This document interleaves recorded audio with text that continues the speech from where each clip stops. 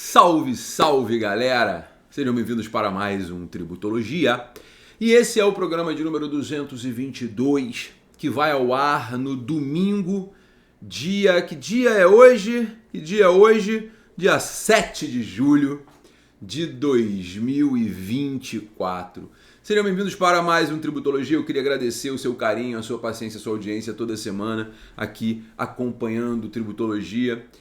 Se você gosta do Tributologia, por favor, se inscreva no canal, dá o seu like, curta o Tributologia, compartilhe para que mais pessoas tenham acesso ao direito tributário, ao conteúdo econômico de qualidade, totalmente gratuito, aqui, todos os domingos, na sua principal plataforma de podcast ou pelo meu canal do YouTube. Não deixe de deixar o seu like, que ele é muito importante. Senhoras e senhores, nós temos muitas coisas para falar hoje. Essa semana foi publicada uma lei complementar, a Lei Complementar 208 de 2024. E na Lei Complementar 208 de 2024, nós temos algumas alterações importantes, tanto para o direito financeiro quanto para o direito tributário. E eu vou abordar aqui todas essas alterações para que você possa estar atualizado, estar atualizada com aquilo que está acontecendo no Brasil, porque olha, cá entre nós é uma quantidade de mudanças absurda. Toda semana o direito tributário está mudando e agora o direito financeiro está indo por esse mesmo caminho. A Lei Complementar 208, ela vem a permitir a cessão de créditos tributários. Ela acrescentou a Lei 4.320, que é a Lei Geral de Direito Financeiro, o artigo 39-azão. E agora é possível que a União, os estados, os municípios e o Distrito Federal possam ceder onerosamente direitos relativos a créditos de natureza tributária ou não tributária para pessoas jurídicas de direito privado ou fundos de investimento. Só que tem um detalhe, o ente federativo ele vai ceder esse crédito que esteja definitivamente constituído. Ou seja, vai ser possível agora que o ente federado que tem um crédito na natureza tributária ou não tributária faça uma cessão onerosa desse crédito para um particular. Isso é muito interessante, né? Porque, veja, é possível que efetivamente seja criado o ente federativo cedente, né? Ele pode ceder direto ou ele pode criar uma sociedade de propósito específico, criada com a finalidade de ceder direitos creditórios. Olha que loucura. E aí fica dispensada da licitação. E você vai ter uma instituição financeira controlada pelo ente federativo cedente que não pode realizar a aquisição primeira no mercado secundário. É claro que o objetivo aqui é evitar as pedaladas, né? Evitar que a União use lá a Caixa Econômica e o Banco do Brasil para poder ceder o crédito e se financiar com o débito tributário ou não tributário que esteja em aberto. Então, veja, é a possibilidade de cessão do crédito para o particular, é a possibilidade de cessão do crédito para o fundo e a possibilidade de criação mesmo de uma sociedade de propósito específico para isso. É importante lembrar que mesmo que esse crédito seja cedido, será preservada a sua natureza, serão preservadas as garantias, serão preservados os privilégios, continua tendo natureza de crédito tributário, tá?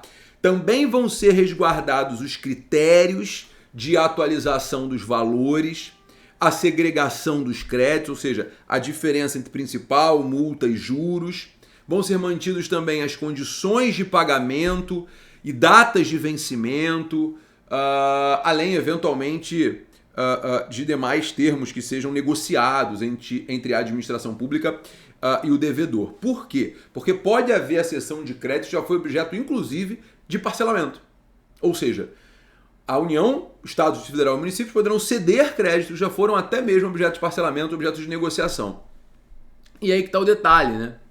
E também é resguardada a prerrogativa da Fazenda Pública para cobrança judicial e extrajudicial dos créditos que se tenham originado, né, que tenham dado origem aos créditos cedidos. o que é cedido nesse caso é apenas o direito ao recebimento, tá? Isso vai abranger, né? Então, os créditos já constituídos, reconhecidos pelo devedor, e a cessão ela é definitiva. A fazenda não tem nenhuma responsabilidade com relação ao crédito cedido, tá bom? Isso é muito importante. Essa cessão de direito não abrange efetivamente créditos de outro ente federado. Então, por exemplo, a União não pode fazer uma cessão de crédito de Simples Nacional em que haja parte de estados e municípios. Isso não pode acontecer, tá? Só que o que eu achei mais interessante nessa discussão nossa aqui de cessão de crédito, da Lei Complementar 208, honestamente, é a alteração trazida lá na Constituição, no artigo 167, inciso 4. O artigo 167, inciso 4 diz que a receita de impostos ela não pode ser vinculada. E tem lá as exceções, né? Então a receita de impostos não pode ser vinculada, diz o 167, inciso 4 da Constituição, mas essa redação não se aplica à receita obtida com a venda do crédito. Ou seja, foi vendido um crédito de imposto, a União, o Estado, o Federal, o município vai pegar esse dinheiro e aplicar como quiser. Por quê? Porque eles são considerados atividades da administração pública. Ou seja, nesse caso se aplica o artigo 44 da Lei de Responsabilidade Fiscal. De modo que esses valores vão ser destinados às despesas, à Previdência Social, 50%, e 50% com investimento. Então, a gente tem que ficar atento que houve ali uma alteração dessa vedação à vinculação de receita, tá? A cessão, obviamente, vai depender de autorização por lei específica do ente federado. A Lei Complementar 208, desculpa, ela é uma lei geral, então ela efetivamente precisa de regulamentação do ente federado para que haja essa cessão, para ser autorizada essa cessão. Só um detalhe importante com relação à natureza jurídica. A natureza jurídica dessa cessão vai ser de venda de patrimônio público, tá? Não é operação de crédito, não é concessão de garantia que está prevista lá no artigo 29 da Lei de Responsabilidade Fiscal. Então, não há que se falar nas vedações do artigo 37 da Lei de Responsabilidade Fiscal. A gente não está falando de securitização, a gente não está falando de crédito para antecipação de receita, não. A gente está falando de venda, cessão de patrimônio público. Então, você não aplica as limitações da Lei de Responsabilidade Fiscal previstas lá no artigo 37, ok? Isso não é operação de crédito, não se enquadra no artigo 29 da Lei de Responsabilidade Fiscal, que é a Lei Complementar 101, e por isso não se submete às vedações, aos impedimentos do artigo 37 da própria lei, ok? Então é importantíssimo que você tenha isso em mente. Gabriel, como vai ser isso? Eu confesso que eu tenho muitas dúvidas ainda com relação à Lei Complementar 208. É óbvio, ela é uma lei nova, e tudo que é novo a gente tem que parar para refletir, para avaliar, para entender quais serão as cenas do próximo capítulo, né? Porque, veja, eu não vejo muita lógica, por exemplo, na cessão onerosa de um crédito, garantindo à Fazenda Pública a prerrogativa de cobrança judicial dos créditos que tenham originado dos direitos cedidos. O que eu entendo com isso? Tá? A União cedeu um crédito para determinada instituição. Esse crédito resguarda a sua natureza tributária. Se essa instituição ela não pagar, a União vai executar a instituição pelo rito de execução fiscal. É o que me parece. Esse é um comentário importante que eu queria deixar registrado aqui. Agora, tem um outro detalhe que eu achei interessante, que é o seguinte. A lei não me deixou seguro com relação à forma com a qual o cessionário, aquele que adquire o crédito, vai poder cobrar esse crédito. Porque, veja, se é resguardada a natureza tributária desse crédito, se ele continua sendo tributário, se ele continua mantendo a sua natureza originária, por que o particular, então, não vai promover uma execução fiscal? Seria uma hipótese de um particular promover uma execução fiscal? Fica aqui a provocação da minha parte. E eu abro isso aí para discussão. Coloca aí sua opinião nos comentários, por favor, para quem está assistindo o vídeo no canal do YouTube. Manda para mim mensagem lá no meu Instagram, @GabiQuintanilha, porque efetivamente me traz uma ideia, a Lei Complementar 208 me traz uma ideia de que efetivamente seria possível, pela manutenção da natureza, a cobrança pelo particular, pelo rito de execução fiscal, caso obviamente, não haja o pagamento por parte do particular daquele crédito que foi cedido.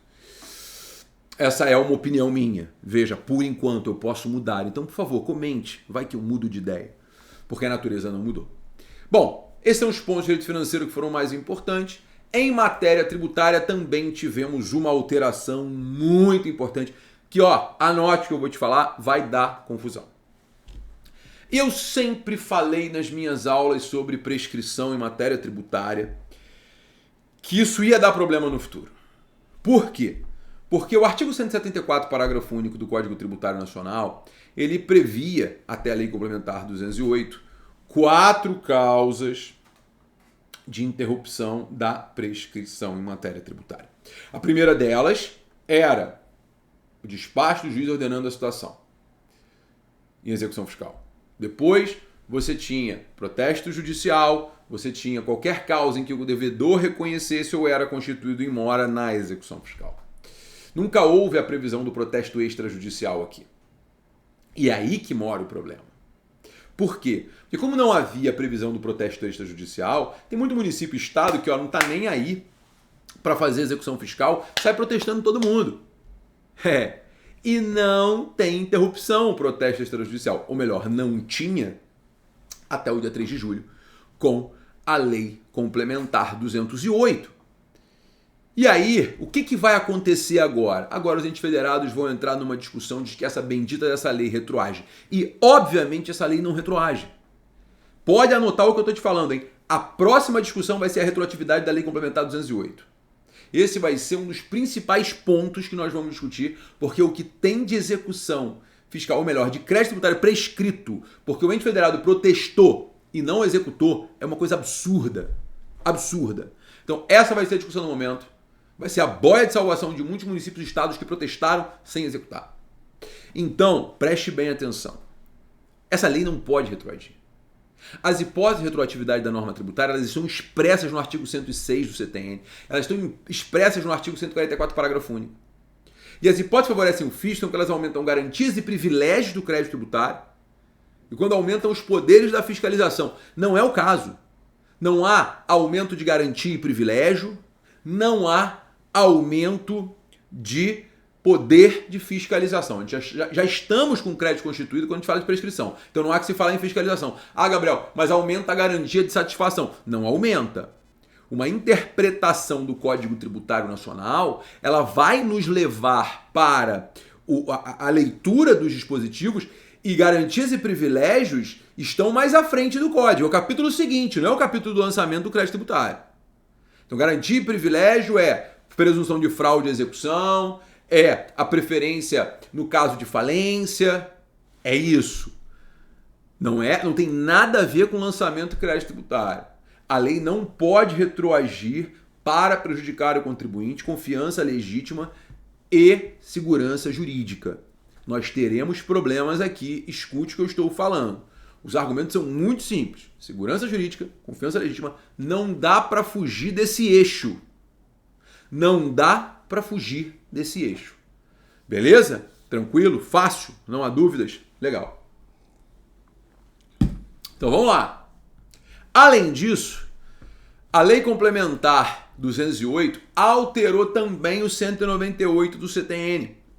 E no artigo 198 do CTN, trouxe, a inclusão da possibilidade da administração tributária solicitar informações cadastrais e patrimoniais dos sujeitos passivos a órgãos públicos ou privados, e também a possibilidade da administração tributária disciplinar que órgãos ou entidades da administração pública direta ou indireta devam colaborar com a administração tributária, fazendo ali um compartilhamento da base de dados. Aqui, gente, é o seguinte. é aumentar o poder da fiscalização e acabou. Tá? Então, assim, a administração tributária vai poder solicitar informações cadastrais e patrimoniais a qualquer pessoa, desde que operem cadastros e registros, ou controlem operações de bens e direitos, e, independentemente de requisição, os órgãos e entidades da administração pública direta ou indireta de quaisquer dos poderes têm que colaborar com a administração tributária. É isso. Acabou. Ou seja, cada vez mais está sendo aumentado o poder da fiscalização. Cada vez mais está sendo aumentado o poder do fisco. E esse caso aí, da alteração do 198, né, do artigo 2º da Lei Complementar 208, que alterou o 198 do CTN, esse caso retroage. Aí eu concordo. Aumentou o poder da fiscalização de ter acesso a base de dados que não tinha, compartilhamento de informação que não existia. Vai retroagir, pegar o prazo decadencial pegando os últimos 5 anos. Isso eu concordo. Mas a retroatividade do protesto extrajudicial, isso não pode acontecer. Bom, veremos as cenas dos próximos capítulos. Senhoras e senhores, muito obrigado mais uma vez pela presença, audiência, pelo carinho de vocês todas as semanas aqui no Tributologia. Por favor, se você gostou, dê o seu like, curta, compartilhe, porque semana que vem tem mais. Um beijo enorme e até semana que vem com mais Tributologia. Tchau, tchau, pessoal!